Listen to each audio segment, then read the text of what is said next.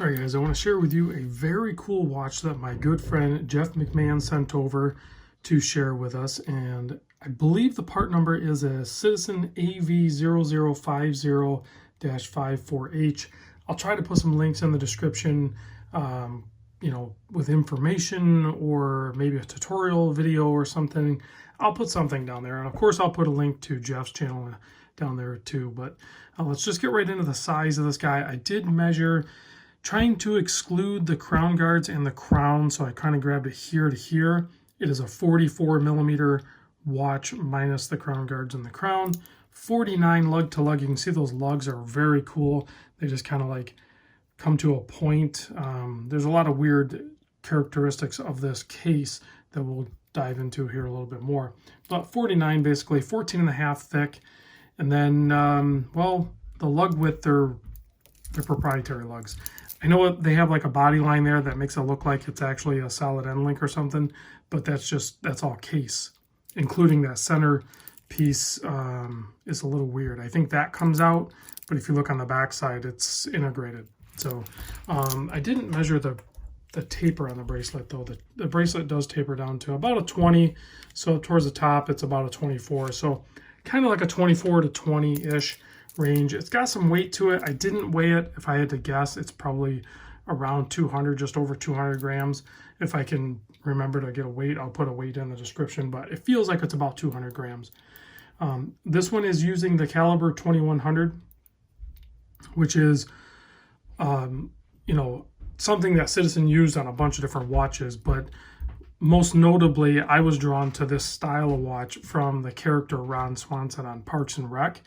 And he had like the panda dial one, which the white dial one like he wore had a really cool effect to it. This one doesn't seem to have it, but there's a bunch of different models out there. There's even, I just discovered from a fellow Patreon, Mark, and then I looked it up online and everything. There's a titanium version too. So now I'm kind of looking towards that because it is a larger watch and it has a little bit of heft to it. I'd like to see it in titanium, so maybe I can borrow his or something versus buying one, because certain models are actually well sought after and quite pricey. This guy here, depending on condition, you're going to arrange, if you're lucky, you'll find somebody that is just done with it and they don't know what they have, and they might sell it for around 200. That's rare. You're not going to see that.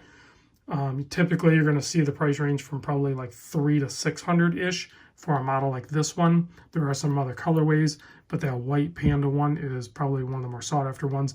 And then, of course, the sapphire crystal, because there's a bunch without sapphire crystal as well. But you can see this one's clearly labeled sapphire in the running seconds. And then I already did start the chronograph. So you have the chronograph going, you have your minute counter here, and then you have your hour counter here. You have your power level. Let's zoom in a little bit.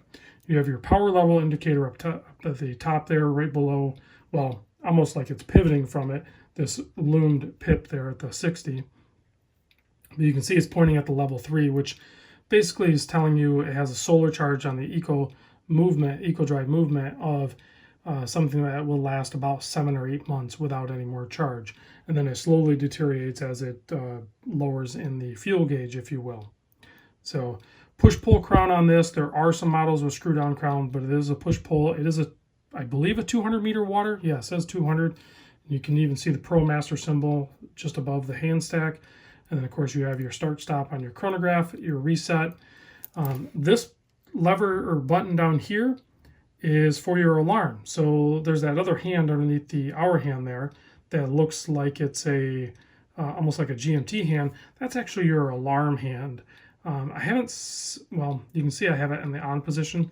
So also on the lower left there, if you push this in, you'll see it jump over to off and then on. So you can set your alarm with this. Basically, you pop this crown out and then you adjust your alarm. And it's on a 12-hour alarm system. So you'd set it for whatever, say 9 o'clock or something. And then you push it in, and then you can have it in the on position, and then it'll alarm. It's actually a 2-tone alarm. It's pretty audible, and then to shut it off, you basically just push that in, and it shuts it off. Otherwise, if you let it run out, I think it runs for like 20 seconds or something like that, and then it'll stop chiming, but then it'll alarm again in 12 hours. So it doesn't really care about AM, PM. it's going to alarm every 12 hours. Let me zoom back out so I'm not bouncing around. Sorry about that. There's also this little button up here that is a detent, so you'll have to use like a spring bar tool or something to push that in. That is for like if you have an issue with the watch, hands not aligning, something's not, it's just acting weird or something like that. You can do a full-on reset, but before you do that, you need to make sure you have a full charge, and then you want to stop your seconds at the 12, just so it's, you know, pointed up. And you can do that by just pulling the crown out. And then once you do that, you'll push this one in with something, and then you'll push this one in. So top left, lower right, you'll push those in, hold them for a little bit. You'll hear that alarm chiming, and then it'll like do a full-on factory reset. And then you can go through and set everything again.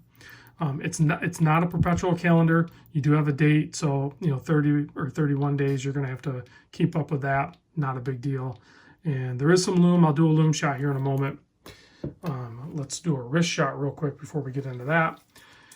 Just for reference, I know it's probably not the best reference watch, but it's the one I was wearing. So you can tell it's definitely larger, has way more wrist presence, and weight-wise, really close to the same. So maybe this one isn't 200, because I think I weighed the Seamaster at just over 180. So this might be like 180 something, 190 maybe. Maybe I was overshooting it a little bit, but it's definitely weighty. You can see on my wrist though, it wears great. Yes, it's a larger watch. No hot spots, nice soft edges. Wears great. The integrated bracelet is great. H-link, pretty standard clasp, fold over, double pushers. Milled out, but yet stamped, 3 micro dressed.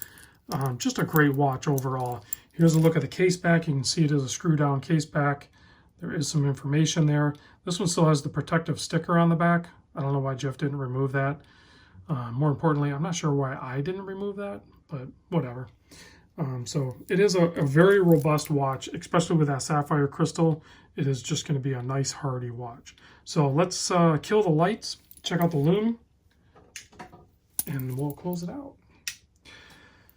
Pretty typical Citizen lume, if I can get it to kind of adjust, but it's kind of like a BGW9 look to it, but it's their own proprietary lume. I think it's not BGW9, it's Citizen lume, but clearly legible with the overpowered pip up at the 12 there, kind of shining like the North Star there, but you even have the alarm hand loomed, and you have your on-off.